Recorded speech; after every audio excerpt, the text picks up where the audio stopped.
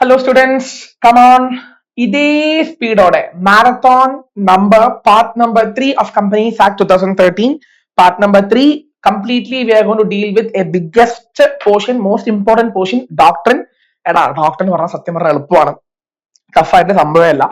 Doctrine of constructive notice, doctrine of ultra vires, doctor of indoor management, doctor of corporate veil and lifting of corporate veil എന്നീ കാര്യങ്ങൾ പഠിച്ചു വെക്കുക. Important ആയിട്ട് ഒരു question from this area വരാൻ chance ഉണ്ട്. Doctrine എന്ന് പറഞ്ഞാൽ അർത്ഥം എന്താണ്? ഡോക്ടർ എന്ന് പറഞ്ഞു കഴിഞ്ഞാൽ റൂൾസ്. ഡോക്ട്രിൻ എന്ന് പറഞ്ഞാൽ റൂൾ എന്നാണ് അർത്ഥം. You have doctrine of constructive notice, you have doctrine of ultra vires, you have indoor management, corporate veil. Now listen, constructive നോട്ടീസും അൾട്രാ വയേഴ്സും നമ്മൾ ഏട്ടൻ അനിയൻ ആണെന്ന് പറഞ്ഞു വേണമെങ്കിൽ വിശേഷിപ്പിക്കാം. വൈ? ബിക്കോസ് ഇത് രണ്ടും അവരുടെ പറയുന്ന രീതി ഒന്നാണ്. സോ ഫസ്റ്റ് ഓഫ് ഓൾ, എന്താണ് കൺസ്ട്രക്റ്റീവ് നോട്ടീസ്? കൺസ്ട്രക്റ്റീവ് എന്ന് പറഞ്ഞ അർത്ഥം എന്താ? നോട്ടീസ് എന്ന് പറഞ്ഞ അർത്ഥം എന്താ? കൺസ്ട്രക്റ്റീവ് എന്ന് പറഞ്ഞാൽ കൺക്ലൂഷനിലോട്ട് എത്തുക, നോട്ടീസ് എന്ന് പറഞ്ഞാൽ അറിവ്, knowledge.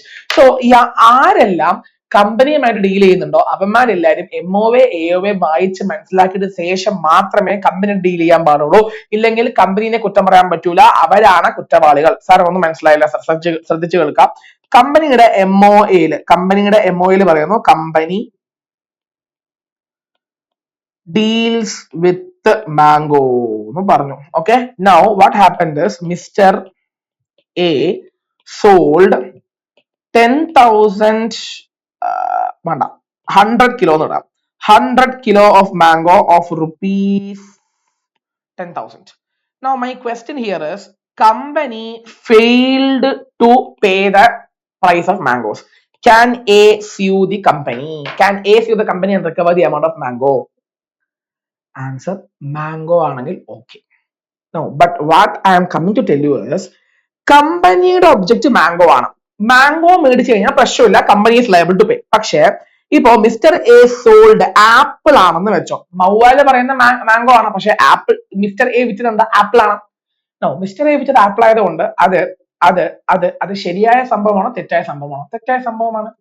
So which is nothing but ഇവിടെ മിസ്റ്റർ എ ആണ് തേർഡ് പാർട്ടി കമ്പനി ആയിട്ട് ഡീൽ ചെയ്യുമ്പോൾ he should understand MOA and AOA. He should properly read it, understand it and come to a knowledge, and then only he should enter into contract. He is the person who should check that whether the transactions are in conformity with MOA or else കുറ്റം കമ്പനിയുടെ മേലല്ല third പാർട്ടിയുടെ മേലാണ്. Because third party ആണ് MOA AOA വായിച്ച് മനസ്സിലാക്കിയിട്ട് deal ചെയ്യേണ്ടത്. അതാണ് constructive notice. Construct ചെയ്യുക, കൺക്ലൂഷനിലോട്ട് എത്തുക, നോട്ടീസ് ചെയ്യുക, അറിവ് നോളേജ് കൊണ്ടുവരിക, വായിക്കുക എന്ന് പറയുന്നതാണ്.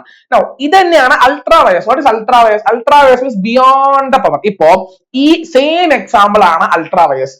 സെയിം എക്സാമ്പിൾ എന്താ പറയുന്നത്? Company deals with mango but A വിറ്റത് ആപ്പിൾ ആണ്. Can you sue the company? Answer, no. അപ്പൊ അതുകൊണ്ട് ട്രാൻസാക്ഷൻ എന്താണ്? വോയിഡ് ആണ്. അൾട്രാ വയേഴ്സ് എന്ന് പറഞ്ഞാൽ beyond the power, beyond the legal powers of the company, beyond മൗവയിലും പറയാത്ത കാര്യങ്ങൾ ചെയ്യുന്നു. പറയാത്ത കാര്യങ്ങൾ ധിക്കരിച്ച് ചെയ്യുന്നു. അമ്മ പറയുന്നു വീട്ടിലോട്ട് പറയുന്നു, അമ്മ പറയുന്നു വീട്ടിൽ 5 മണിക്ക് എത്തണം എന്ന് പറഞ്ഞു, നിങ്ങൾ എത്തുന്നത് 6 മണിക്കാണ്. Is it ultra wires? Yes. Ultra wires means you are doing something against the legal powers. Now ultra wires of the company is always void. It is null because as per constructive notice. അതുകൊണ്ട് ultra വയേഴ്സിന്റെ reason ആണ് constructive notice. Because ultra വയേഴ്സും constructive നോട്ടീസും രണ്ടും related to each other. Because ultra vires എന്താ പറയുന്നത്? Beyond the powers ചെയ്യുന്ന activities null and void ആണ്. അതിന്റെ റീസൺ ആണ് constructive notice. That is because any person dealing with the company should have knowledge of MOA. ഇവിടെ ഒരു കാര്യം പറയാനുണ്ട്. അൾട്രാ വയേഴ്സ് ശ്രദ്ധിച്ചു കേൾക്കാം. അൾട്രാ വയേഴ്സ് ഓഫ് മൗവ ആയിക്കോട്ടെ, അൾട്രാ വയേഴ്സ് ഓഫ് ഔവ രണ്ടും വോയിഡ് ആണ്. കമ്പനിയെ സൂ ചെയ്യാൻ പറ്റില്ല, കമ്പനി ലയബിൾ അല്ല. അതാണ് answer. What is the consequence of ultra wires? Ultra wires is null and void and company is not responsible for the act because responsibility is with third party. It is always the duty of the third party to check whether the transactions are in conformity with MOA. Are you able to get my point, guys? No, ഇവിടെ ഒരു കാര്യം പറയാനുണ്ട്. No, ശ്രദ്ധിക്കുക.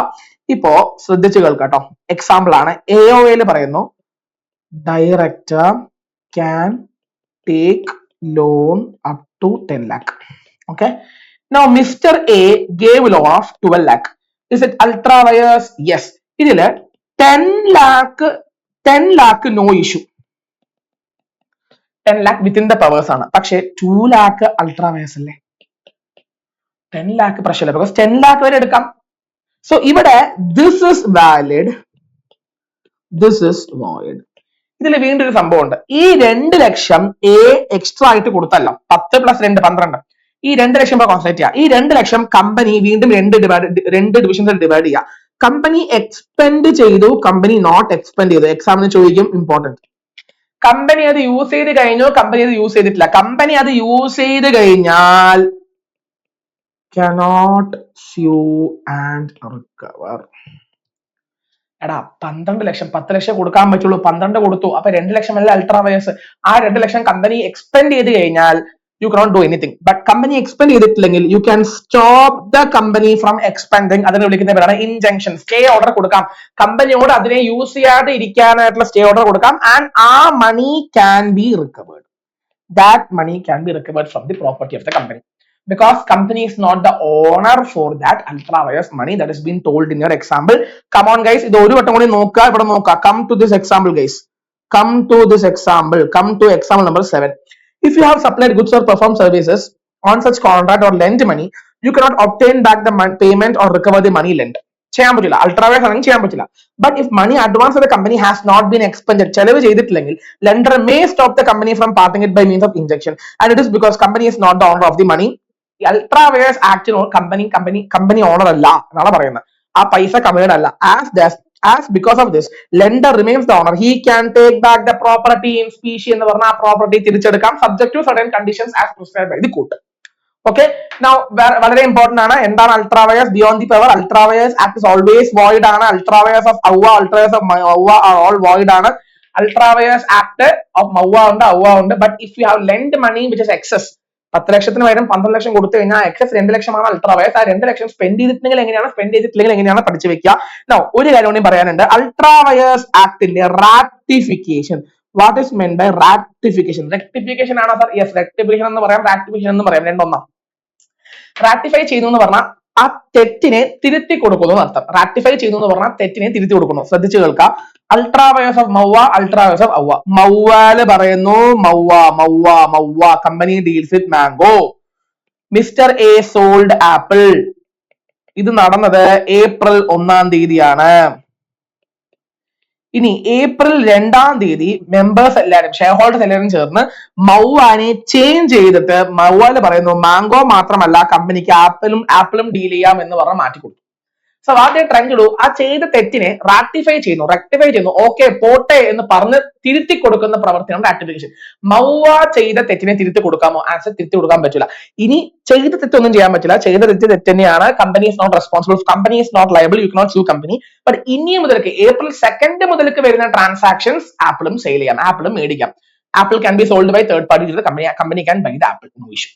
But with respect to AOA, why? Because AOA ആണെങ്കിൽ ഔവാനെ ratify ചെയ്യുന്നുണ്ടെങ്കിൽ ആ തെറ്റ് ഇപ്പൊ ഏപ്രിൽ 1-ന് തെറ്റ് ചെയ്തു, ഏപ്രിൽ 2-ന് തെറ്റെന്ന് വെച്ചോ 10 ലക്ഷം ലോൺ എടുക്കാൻ പറ്റുമെന്ന് പറയുന്നു, 12 ലക്ഷം കൊടുത്തു. അൾട്രാ വയേഴ്സ് ഓഫ് ഔവ അല്ലേ, വെറുതെ എന്തിനാ പറയുന്ന 10 ലക്ഷം ലോൺ? അൾട്രാ വയേഴ്സ് പറയുന്നു, എഒഎയിൽ പറയുന്നു company can take loan up to 10 lakh എന്ന് പറയുന്നു. പക്ഷെ മേടിച്ചതോ 12 ലക്ഷം. No what's happening there?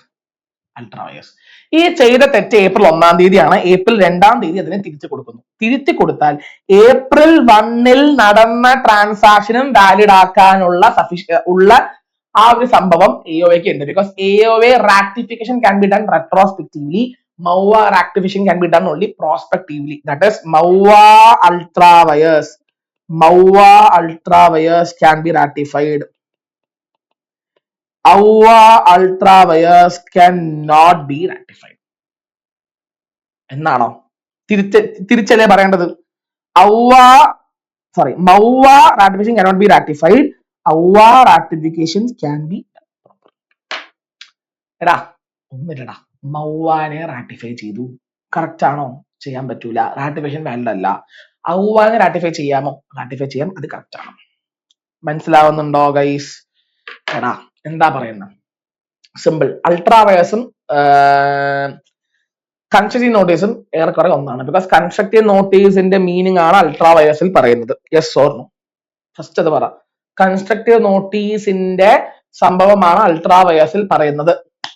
അവിടെ മെയിൻ ആയിട്ട് മനസ്സിലാക്കേണ്ടത് എന്താണ്? മൗവ പബ്ലിക് ഡോക്യുമെന്റ്സ് ആണ്. Persons dealing with the company should read MOA. മൗവയിൽ പറയുന്നു മാംഗോ ഡീൽ ചെയ്യുന്ന കമ്പനിയാണെന്ന്. ഇവന്മാര് ആപ്പിൾ പർച്ചേസ് ചെയ്തു. Whether company is liable? No. Ratify ചെയ്യാൻ പറ്റുമോ? നോ. റാറ്റിഫൈ ചെയ്താലും void ആണ്. ബട്ട് ഔവയിൽ പറയുന്നു director can take loan up to 10 lakh. Director took 12 lakhs. Is company liable? No. Can you ratify it? Yes. Ratify ചെയ്താൽ it becomes valid. Note ചെയ്ത് വെക്കാം. Next, indoor management. What is indoor? Indoor എന്ന് പറഞ്ഞാൽ കമ്പനിയുടെ ഉള്ളിൽ നടക്കുന്ന കാര്യം third പാർട്ടിക്ക് അറിയേണ്ട ആവശ്യമില്ല. ഇത് it is called exception or opposite of constructive notice. ശ്രദ്ധിച്ചു കേൾക്കുക. നമ്മുടെ AOA പറയുന്നുണ്ട് director can take loan up to ₹10 lakh after obtaining consent of all directors, of all shareholders. After obtaining resolution എന്ന് പറഞ്ഞാൽ ഓർഡിനറി ആവാം, സ്പെഷ്യൽ ആവാം, or consent of all ആവാം, whatever it is. എല്ലാവരുടെയും കൺസെന്റ് ഇല്ലാണ്ട് ഡയറക്ടർക്ക് ലോൺ എടുക്കാൻ പാടില്ല എന്ന് പറഞ്ഞിട്ടുണ്ട്. പക്ഷെ ഡയറക്ടർ ഇവിടെ എന്ത് ചെയ്തു? Director took loan from Mr. A. Mister A എൻക്വയറും ചെയ്തു. എന്താ പറയുന്നു? സ്പെഷ്യൽ റെസല്യൂഷൻ എടുത്തിട്ടുണ്ടോ എന്നൊക്കെ പറഞ്ഞാൽ ചെക്കും ചെയ്തു. ഇവന്മാര് ഡയറക്ടർ സ്പെഷ്യൽ റെസല്യൂഷൻ അല്ല, ഫുൾ കൺസെന്റ് എടുത്തിട്ടുണ്ടോ എന്ന് പറഞ്ഞ് ചെക്കും ചെയ്തു മിസ്റ്റർ എ. ഓക്കെ, എല്ലാം ചെക്ക് ചെയ്തു. ബട്ട് ആക്ച്വലി കൺസെന്റ് എടുക്കാണ്ടാണ് ഡയറക്ടേഴ്സ് ലോൺ എടുത്തത്. ആരുടെ കയ്യിൽ നിന്ന്? മിസ്റ്റർ എന്റെ കയ്യിൽ നിന്ന് കൺസെന്റ് തന്നെ എടുക്കാണ്ട്. ആരുടെ കൺസെന്റ്? ഷെയർ ഹോൾഡേഴ്സിന്റെ കൺസെന്റ് എടുക്കാണ്ട് മിസ്റ്റർ എയുടെ കയ്യിൽ നിന്നും ലോൺ മേടിച്ചു. മിസ്റ്റർ എയോട് പറഞ്ഞു കൺസെന്റ് എടുത്തു എന്ന് പറഞ്ഞു. What is happening here? കമ്പനിയുടെ ഉള്ളിൽ നടക്കുന്ന ഈ റെസൊല്യൂഷൻ പുറമേ ഉള്ള ഒരാൾക്ക് അറിയാൻ പറ്റുമോ? പുറമേ ഉള്ള ഒരാൾക്ക് നോക്കാനോ കണ്ടുപിടിക്കാനോ മനസ്സിലാക്കാനോ ഉള്ള എന്താ പറയാ, തേർഡ് പാർട്ടിക്ക് നോക്കാൻ പറ്റുമോ? ആൻസർ പറ്റില്ല. So in no sense third party in no sense have to interfere in the internal matters of the company. ഇതിനെ വിളിക്കുന്ന പേരാണ് ടർക്വെന്റ് റൂൾ. ശ്രദ്ധിച്ചു കേൾക്കാം. ഒരു കമ്പനി ഉണ്ടായിരുന്നു, railway company took loan without resolution, took loan from British ബാങ്കിൽ നിന്നും loan എടുത്തു വിത്തൗട്ട് റെസൊല്യൂഷൻ. ഇങ്ങനെ എക്സാമിന് ചോദിക്കും, റെസൊല്യൂഷൻ എടുക്കാണ്ട് എടുത്തു എന്ന് പറഞ്ഞു കഴിഞ്ഞാൽ അവിടെ ഇൻഡോർ മാനേജ്മെന്റ് എന്നാണ് അർത്ഥം. റെസൊല്യൂഷൻ എടുക്കാണ്ട് എടുത്തു എന്ന് വെച്ച് കഴിഞ്ഞാൽ ഇൻഡോർ മാനേജ്മെന്റിനെ കുറിച്ചാണ് അവിടെ പറയുന്നത്. സോ ബ്രിട്ടീഷ് ബാങ്കിൽ നിന്നും റെയിൽവേ കമ്പനി ലോൺ എടുത്തു വിത്തൗട്ട് റെസൊല്യൂഷൻ. സോ തെറ്റ് തന്നെയാണ്. What is happening is company is going to liquidation. Company liquidation എന്ന് പറഞ്ഞാൽ കമ്പനി വൈൻഡിങ് അപ്പ് ആവുമ്പോൾ അവിടെ വരുന്ന ലിക്വിഡേറ്റർ ആണ് ടർക്വെന്റ് പറഞ്ഞാൽ ആരാ? ലിക്വിഡേറ്റർ. അസറ്റ് വിറ്റ് ലയബിലിറ്റി മീറ്റ് ചെയ്യുന്ന ആളാണ് നമ്മുടെ ടർക്വെന്റ്. ഇവിടെ എന്താ നടക്കുന്നത് വെച്ച് കഴിഞ്ഞാല് ടർക്വെന്റ് ബാങ്കിനോട് പറഞ്ഞു, ബാങ്ക് ഈ ലോണേ വാലിഡ് അല്ലല്ലോ. എന്തുകൊണ്ടാ വെച്ച് കഴിഞ്ഞാല് പ്രോപ്പർ റെസൊല്യൂഷൻ എടുത്തിട്ടില്ല, അപ്പൊ അതുകൊണ്ട് ഈ ലോണേ വാലിഡ് അല്ല എന്ന് പറഞ്ഞ് ടർക്വെന്റ് തർക്കിക്കാൻ പോയി ബാങ്കിനോട്. ഇപ്പൊ ബാങ്ക് എന്ത് ചെയ്തു? Bank filed case against Turquand. Bank filed case against Turquent and telling that, hello Mr. Turquent, it is not our duty to understand what is going on inside the company because it's not our business, it's none of our business. കമ്പനിയുടെ ഉള്ളിൽ എന്താ നടക്കുന്നത് എന്ന് പറഞ്ഞ് അറിയേണ്ട ആവശ്യങ്ങൾ നമുക്കില്ല. So as per indoor management അതുകൊണ്ട് നമുക്ക് ന്യായം വേണം. ഞങ്ങളുടെ മേലെ തെറ്റില്ലല്ലോ, തേർഡ് പാർട്ടിയുടെ മേലെ തെറ്റില്ലല്ലോ, തെറ്റ് കമ്പനിയുടെ ഉള്ളിലുള്ള ഡയറക്ടേഴ്സ് അല്ലേ. സോ ഈ കേസിൽ തേർഡ് പാർട്ടിയുടെ വ്യൂ പോയിന്റിൽ can they sue company and recover the amount from the company? Answer yes. Company is liable before third party. Ultra vires ആണെങ്കിൽ കമ്പനി ലയബിൾ അല്ല. നൗ ഇൻഡോർ മാനേജ്മെന്റിൽ come on tell me, can company be sued? Yes. Should company pay the money? Yes. കമ്പനിനെ sue ചെയ്യണം. Company should be paid money. Company is responsible. ഇവിടെ ഒരു കാര്യം പറയാനുണ്ട്. There are 3 exceptions. 3 exceptions എന്ന് പറഞ്ഞ അർത്ഥം എന്താ? ഇൻഡോർ മാനേജ്മെന്റ് വരുമ്പോ തേർഡ് പാർട്ടി സ്യൂ ചെയ്യാൻ പറ്റൂല. First case, actual or constructive knowledge. കമ്പനിയുടെ ഉള്ളിൽ തെറ്റ് നടന്നിട്ടുണ്ട്, റെസൊല്യൂഷൻ എടുത്തിട്ടില്ല എന്ന് തേർഡ് പാർട്ടിക്ക് അറിയാം, അയാൾ അറിഞ്ഞിട്ടും ലോൺ കൊടുക്കുന്നു. അപ്പൊ ആരുടെ മേലെ തെറ്റ്? തേർഡ് പാർട്ടിയുടെ മേലെ. തേർഡ് പാർട്ടിക്ക് അറിയാം കമ്പനിയുടെ ഉള്ളിൽ തെറ്റ് നടന്നിട്ടുണ്ട്. എക്സാമ്പിൾ ഇത് ചോദിക്കാറുണ്ട് കേട്ടോ. Directors of a company took loan from one of the director without obtaining consent. എന്ത് നടക്കുന്നു? ഡയറക്ടർ കൺസെന്റ് എടുക്കാണ്ട്, റെസൊല്യൂഷൻ എടുക്കാണ്ട് ലോൺ എടുത്തു. എവിടെ നിന്ന് ലോൺ എടുത്തു? ഒരു ഡയറക്ടറിന്റെ കയ്യിൽ നിന്നും വേറൊരു ഡയറക്ടർ കമ്പനിക്ക് വേണ്ടി ലോൺ എടുത്തു. അപ്പൊ ആ ഡയറക്ടർക്ക് അറിയാലോ കമ്പനിയുടെ ഉള്ളിൽ റെസൊല്യൂഷൻ എടുത്തിട്ടില്ല എന്ന കാര്യം. എടാ, ഒരു കമ്പനിയിൽ 5 ഡയറക്ടേഴ്സ് ഉണ്ട്. ചോദിക്കും, 5 ഡയറക്ടേഴ്സ് ഉണ്ട്, അതിൽ ഒരു director gave money to the company and he knows that കമ്പനിയുടെ ഉള്ളിൽ റെസൊല്യൂഷൻ എടുത്തിട്ടില്ല എന്ന് അറിവ് ഇയാൾക്കുണ്ട്. അറിഞ്ഞിട്ടും തെറ്ററിഞ്ഞിട്ടും ഇയാൾ ലോൺ കൊടുക്കുന്നു. ആരുടെ മേലാ തെറ്റ്? ഇയാളുടെ മേലാ തെറ്റ്, ഇയാളുടെ മേലാ തെറ്റ്, ഇയാളുടെ മേലാ തെറ്റ്, ഇയാളുടെ മേലാ തെറ്റ്, ഇയാളുടെ മേലാ തെറ്റ്. Can he sue the company? No. Second case, first case constructive loan. Second case is negligence. Third party negligent ആയിട്ട് ഡീൽ ചെയ്യുന്നു. ഒന്നും നോക്കാണ്ട്, ഒന്ന് എൻക്വയറി ചെയ്യാണ്ട് സസ്പീഷ്യസ്നെസ്സോടെ ഡീൽ ചെയ്യുന്നു ഓർ നെഗ്ലിജന്റോടെ ഡീൽ ചെയ്യുന്നു. തേർഡ് കേസ് ഫോർജറി വരുന്ന കേസിൽ. ഫോർജറി എന്ന് പറഞ്ഞു കഴിഞ്ഞാൽ തെറ്റായ സൈന് തേർഡ് പാർട്ടി ഇട്ട് കഴിഞ്ഞാൽ ഓർ കമ്പനിയുടെ ഉള്ളിൽ ആരെങ്കിലും ഇട്ട് കഴിഞ്ഞാൽ പോലും കമ്പനി ലയബിൾ അല്ല. Because the person who does forgery is liable. So basically company won't be liable with respect to forgery. അത് പഠിച്ചു വെക്കുക. സെക്കൻഡ് ഇമ്പോർട്ടന്റ് തിങ് നെഗ്ലിജൻസ് ആവുന്ന സന്ദർഭത്തിൽ when third party negligent ആവുമ്പോ ഫോർജറിക്ക് ലയബിൾ അല്ല, negligent, third party is negligent. I will tell you one example for that. Now this is Mr. X. Okay, Mr. X is obtaining share certificate from the company. This share certificate is signed by the accountant. ചോദിക്കും എക്സാമിന് അക്കൗണ്ടന്റിന് പവറേ ഇല്ല sign ചെയ്യാൻ power ആയിരിക്കാം company സെക്രട്ടറിക്കും ഡയറക്ടർക്കുമാ. ഈ എക്സില്ലേ അത് മേടിച്ചോണ്ട് വന്നു. Is company bound by the share certificate? Answer no. Because ഇവിടെ X should properly enquire the accountant. നിങ്ങള് പ്രോപ്പർ അധികാരം ഉണ്ടോ നിങ്ങൾക്ക് സൈൻ ചെയ്യാൻ? നിങ്ങൾ ഡയറക്ടർ ആണോ? നിങ്ങൾക്ക് അധികാരം ഉണ്ടോ? പവർ ഓഫ് അട്ടോർണി ഉണ്ടോ? നിങ്ങൾക്ക് സൈൻ ചെയ്യാനുള്ള അധികാരം ഉണ്ടോ എന്ന് പറഞ്ഞ് ചോദിച്ച് മനസ്സിലാക്കുന്നത് എക്സിന്റെ ഡ്യൂട്ടിയാണ്. എക്സ് അങ്ങനെ ചെയ്തിട്ടില്ല. അപ്പൊ എക്സിന്റെ മേലെ നെഗ്ലിജന്റ് ആണ്.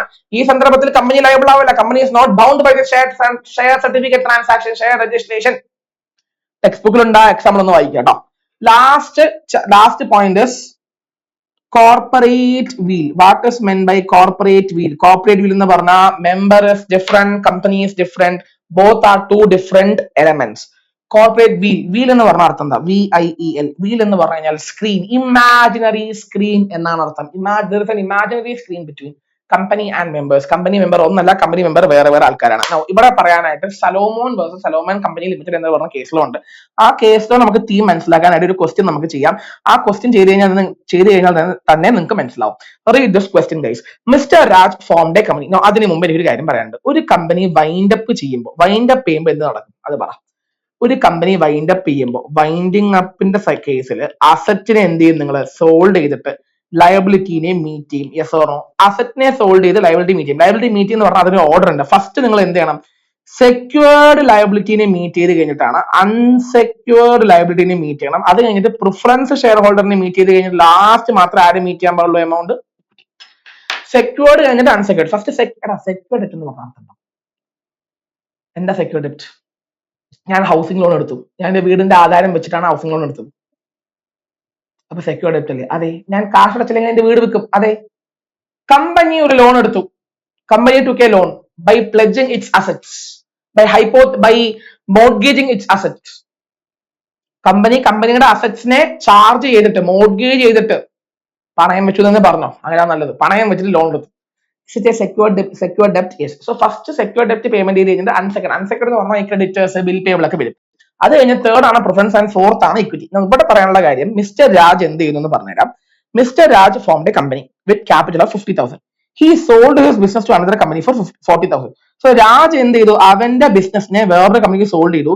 തിരിച്ച് കാശാണോ കിട്ടിയത്? Answer he acts for the payment of sale. He accepted shares worth ₹30,000 and balance 10,000 was considered as loan. Raj secure the amount by issue of debenture. ശ്രദ്ധിച്ചു കേൾക്കുക. ഈ 40,000 വിൽക്കുമ്പോ ഇയാൾക്ക് ക്യാഷ് കിട്ടിയില്ല. ക്യാഷിന് പകരം 30,000 വർത്ത് ഷെയറും കിട്ടി. 10,000 വർത്തുള്ള സെക്യൂർഡ് ഡിബഞ്ചർ ആയിട്ട് ട്രീറ്റ് ചെയ്ത്. സെക്യൂർഡ് എന്ന വാക്ക് അവിടെ ഉണ്ട്. സോ ഇവിടെ രാജിന് ഡബിൾ റോൾ ആണ്. ഒന്ന് അയാൾ ഷെയർ ഹോൾഡറുമാണ്, ഒന്ന് ഡിബഞ്ചർ ഹോൾഡറുമാണ്. വിച്ച് മീൻസ് അയാൾ അവിടുത്തെ ഷെയർ ഹോൾഡറുമാണ്, അയാൾ അവിടുത്തെ ആരുമാണ്? സെക്യൂർഡ് ഡെപ്റ്റ് ഹോൾഡറുമാണ്. ഇപ്പൊ company is going to winding up. The assets of the company were valued at 6,000. The debt of unsecured is 8,000. The Raj retained entire amount of 6,000. To this, other creditors objected. Now company is going to wound up. Now company wind up ചെയ്യുന്നു. കമ്പനിയുടെ asset Raj അങ്ങനെ എടുത്തുകൊണ്ട് പോയി. Because അയാളാണല്ലോ secured ഡെപ്റ്റ്, അയാൾക്കാണല്ലോ. ഇപ്പൊ creditors, മറ്റു ക്രെഡിറ്റേഴ്സ് ഇല്ല, അൺസെക്യൂർഡ് ക്രെഡിറ്റേഴ്സ് വന്നിട്ട് ബഹളം വെച്ചു. രാജ്, ഹലോ രാജ് നിനക്ക് എങ്ങനെ കൊണ്ടുപോകാൻ പറ്റും? നീ കമ്പനിയുടെ ഓണർ അല്ലേ? നീയും കമ്പനി ഒന്നല്ലേ? നിനക്ക് എങ്ങനെ ഈ അസറ്റ് ഒക്കെ കൊണ്ടുപോകാൻ പറ്റും? ഞങ്ങളാണ് ഫസ്റ്റ്, ഞങ്ങൾ ഔട്ട്സൈഡർ അല്ലേ എന്ന് പറഞ്ഞ് ബഹളം വെച്ചു. ആൻസർ ഇവിടെ കോർട്ട് എന്താ പറഞ്ഞത്?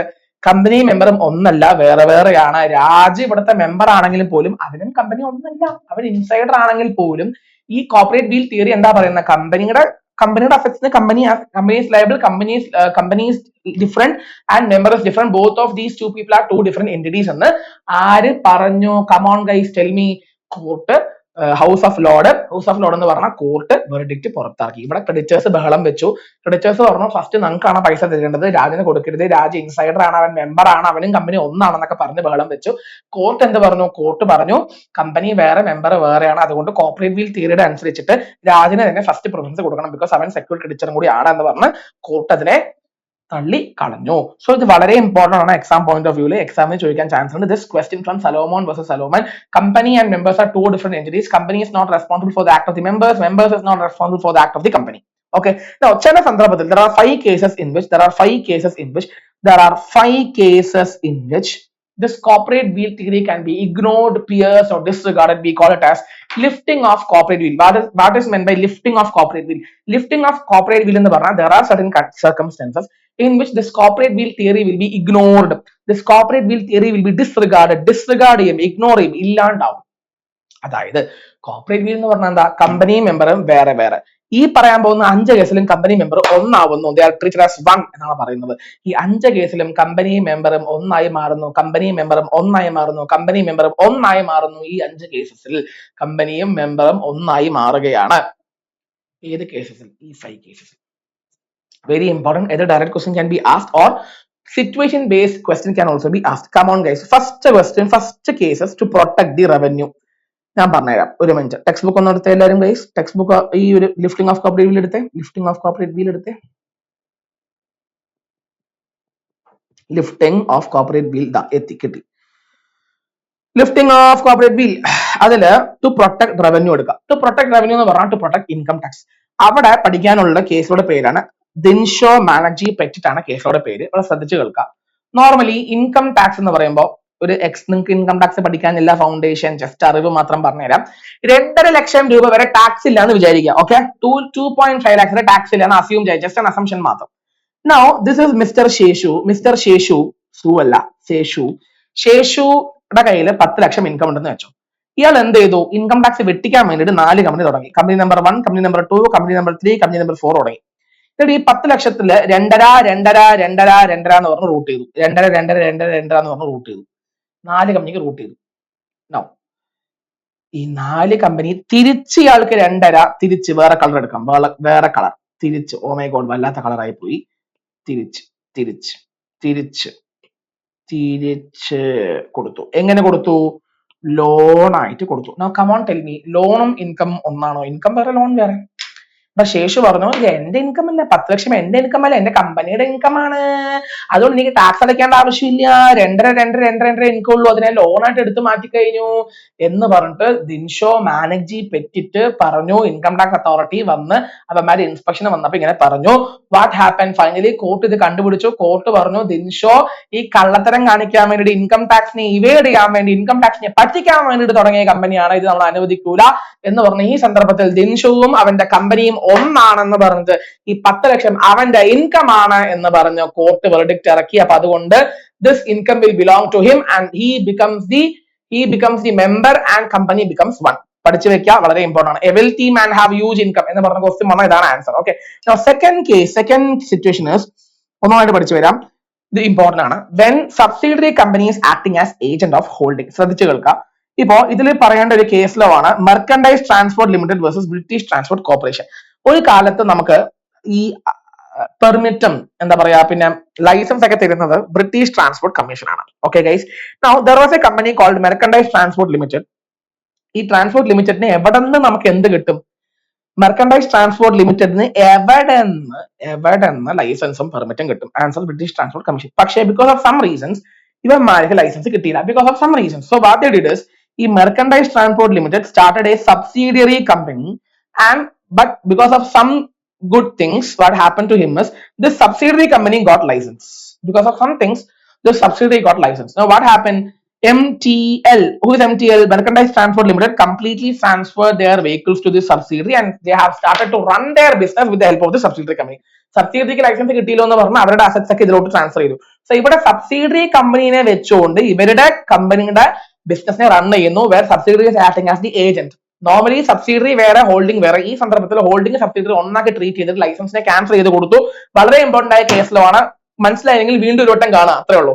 സോ മെർക്കന്റൈസ് ട്രാൻസ്പോർട്ട് ലിമിറ്റഡ് ഇവിടെ ചെയ്തത് തെറ്റാണ്, ഫ്രോഡാണ്. അതുകൊണ്ട് ലൈസൻസിനെ റദ്ദ് ചെയ്തിട്ടുണ്ട്, ലൈസൻസ് റദ്ദാക്കിയിട്ടുണ്ട്, കോർപ്പറേറ്റ് വീൽ ലിഫ്റ്റ് ചെയ്തിട്ടുണ്ട് എന്നാണ് പറയുന്നത്. So this is also over. Next important thing is to determine the true character. ഞാൻ ഷോർട്ട് ആക്കി പറയാം. ഒരു കമ്പനിയുടെ കേസിലോ നിങ്ങൾ ജസ്റ്റ് നോക്കി വെച്ചാൽ മതി, സിമ്പിൾ ആണ്. I just want to tell you the theme. Since it is a marathon, I just want to tell you the theme. ഒരു കമ്പനി, ഫോർ എക്സാമ്പിൾ ഇന്ത്യ ചൈനയും ബാറാണ് കേട്ടോ. ഇന്ത്യ ചൈന ബാറാണ്. ഇന്ത്യയിൽ there is a company, okay, but ആ കമ്പനിയിൽ majority members are of China. India China വാറാണ്. Example, ഇന്ത്യയിൽ ശേഷാദ്രി ലിമിറ്റഡിൽ 100ൽ 70 ആൾക്കാരും 70 മെമ്പേഴ്സും എക്സാമ്പിൾ ചൈനീസ് ആണ്. Now come on, tell me whether company is an enemy company or friendly company. Friend ആണോ, ഫോ ആണോ, ഫ്രണ്ട് ആണോ, എനിമി ആണോ? ഇത് വായിച്ചാൽ നിങ്ങൾക്ക് മനസ്സിലാവും. ആൻസർ, കമ്പനിയുടെ ട്രൂ ക്യാരക്ടർ എനിമി ആണോ ഫ്രണ്ട് ആണോ എന്ന് മനസ്സിലാക്കണം എന്നുണ്ടെങ്കിൽ കമ്പനിയുടെ മെമ്പേഴ്സ് ആരാണ്, മെമ്പേഴ്സ് നാഷണാലിറ്റി എന്താണെന്ന് മനസ്സിലാക്കണം. അതിന് വേണ്ടിയിട്ട് കോർപ്പറേറ്റ് വീൽ ലിഫ്റ്റ് ചെയ്തിട്ട് കോർപ്പറേറ്റ് വീൽ ലിഫ്റ്റ് ആക്കിയിട്ട് മെമ്പേഴ്സും കമ്പനീനെ ഒന്നാക്കുന്നു എന്ന് പറയുന്നതാണ് to determine true character. To determine whether a company is a friend or enemy, you have to lift the corporate wheel so that you can determine the true character of the company. Come on guys, next, to avoid legal obligation. അതും not much important. ഒരു company വേണം വെച്ചിട്ട് legal ഒബ്ലിഗേഷൻസിനെ തകർക്കാൻ വേണ്ടിട്ട് form ചെയ്യുന്നു. For example, എംപ്ലോയീസോട് പറയുന്നു നമുക്ക് bonus തരൂല, അത് സൈൻ ഇട്ടതാന്ന് പറയുന്നു. എംപ്ലോയി സൈൻ ഇട്ട് കൊടുത്തു. Is this agreement valid? No. You are defeating the provisions of law. Yes or no? You are trying to defeat the law. You are trying to go against the law. You are trying to avoid legal obligation. ഈ കേസിൽ ആരാണോ ഈ agreement തയ്യാറാക്കാനായിട്ട് വന്ന ആള്, let it be directors or members of the company, they are liable. So what happened is ultimately corporate veil has been lifted. And finally last case, ഇത് ഭയങ്കര important ആണ്. Company formed for fraudulent or improper objects. ശ്രദ്ധിച്ചു കേൾക്കുക. Gilford motor versus Horne. Very very important, നല്ലോണം കേൾക്കുക. Gilford motor company എന്ന് പറഞ്ഞൊരു company ഉണ്ടായിരുന്നു.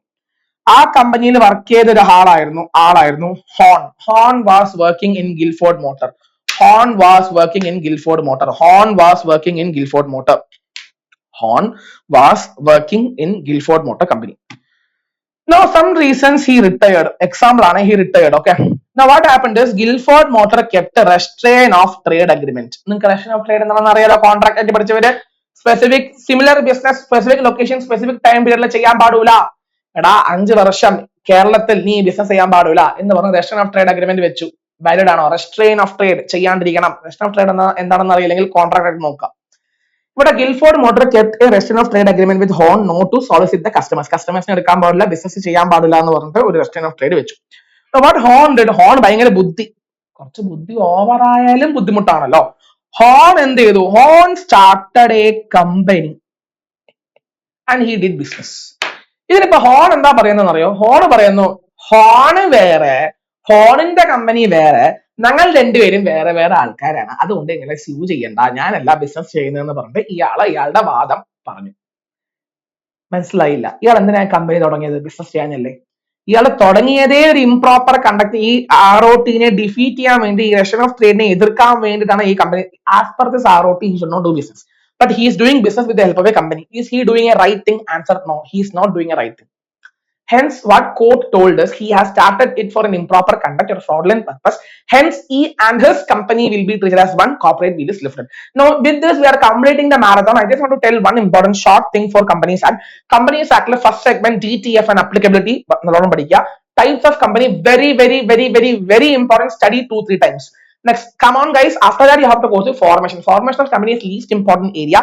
Just one time വായിച്ചു വെക്കുന്നതായിരിക്കും. Third, Companies Act ഒരു ദിവസം കൊണ്ട് സുഖമായിട്ട് തീർക്കാൻ പറ്റും. Third important thing is MOA and AOA. MOA പഠിച്ചു വെക്കുക, അതും നിങ്ങൾക്ക് ഈസി ആയിട്ട് പഠിക്കാൻ പറ്റും. Now I just want to tell one more thing with respect to doctrine and lifting of corporate wheel. ഈ രണ്ട് ഏരിയസും ഭയങ്കര ഇമ്പോർട്ടന്റ് ആണ്. You can expect one question of 6 marks from this area. Ultra vires means beyond the power. അത് നല്ല void ആണ്, ratify ചെയ്യാൻ പറ്റുമോ ഇല്ലയോ നോക്കുക. മണി എക്സ്പെൻഡ് ആണെങ്കിൽ എങ്ങനെ എക്സ്പെൻഡ് ചെയ്തിട്ടില്ലെങ്കിൽ എങ്ങനെ ഇഞ്ചക്ഷൻ എന്ന് പറഞ്ഞാൽ സ്റ്റേ ഓർഡർ, അതൊക്കെ പഠിച്ചു വെക്കുക. കൺസ്ട്രക്റ്റീവ് നോട്ടീസ് പഠിച്ചു വെക്കുക, അൾട്രാ വയേഴ്സ് നോക്കി വെക്കുക, ഇൻഡോർ മാനേജർ ആ 3 എക്സെപ്ഷനിൽ ആ ഡയറക്ടറിന്റെ എക്സാമ്പിൾ ഒന്ന് പഠിച്ചു വെക്കുക, ആൻഡ് അക്കൗണ്ടന്റിന്റെ ആ എക്സാമ്പിൾ ഒന്ന് ഒരു വട്ടം കൂടി നോക്കി വെക്കുക. Then lifting of cooperative, there are 5 cases. One case to protect the revenue. Second case is to when subsidiary is acting as the agent of the holding company. Third cases, they are trying to form the company to avoid legal obligations. Fourth, to determine the true character of the company. Friend ആണോ enemy ആണോ determine ചെയ്യണം. And fifth and final thing നമ്മൾ പഠിച്ചത്, a company is formed for improper fraudulent conduct. ഈ ഗിൽഫോർഡിന്റെ question important ആണ്. ദിൻഷോ മാനർജി പറ്റിയ income ടാക്സിന്റെ question important ആണ് ഫ്രം ദിസ് ഏരിയ.